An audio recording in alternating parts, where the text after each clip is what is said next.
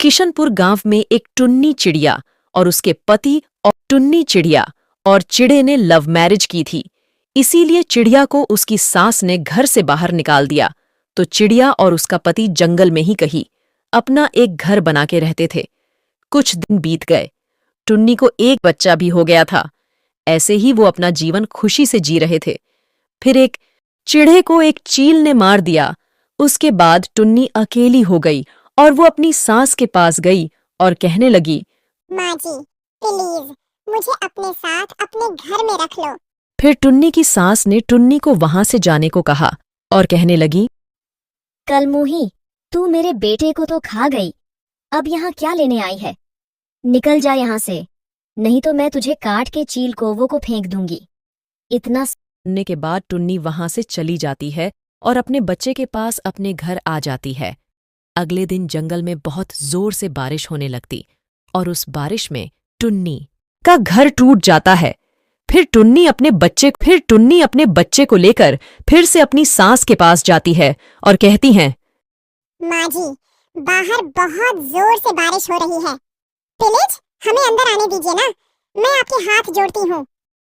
अरे कलमुही, तू फिर आ गई। अब ना तो तेरा इस घर से कोई रिश्ता है और ना ही मेरे से। तू अगर जिंदा रहना चाहती है तो चली जा यहाँ से।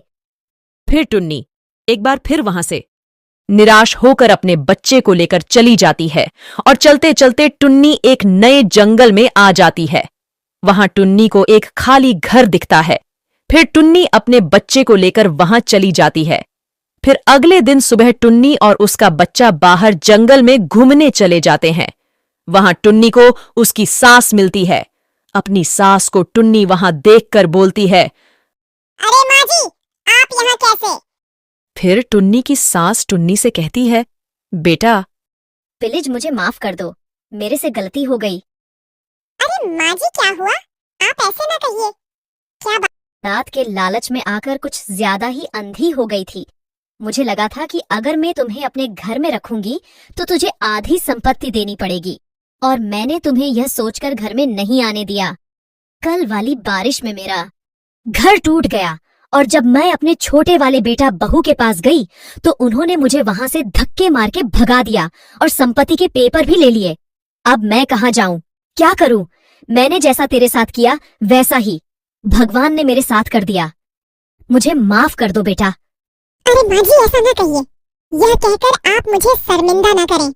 हमें नहीं चाहिए कुछ भी धन दौलत। आज से हम तीनों इस घर में रहेंगे और आपको कहीं जाने की जरूरत नहीं है और ना ही उदास होने की। चलिए माँ जी अपने नए घर में। फिर टुन्नी, उसकी सास और टुन्नी का बच्चा तीनों अपना जीवन खुशी जीने लगे।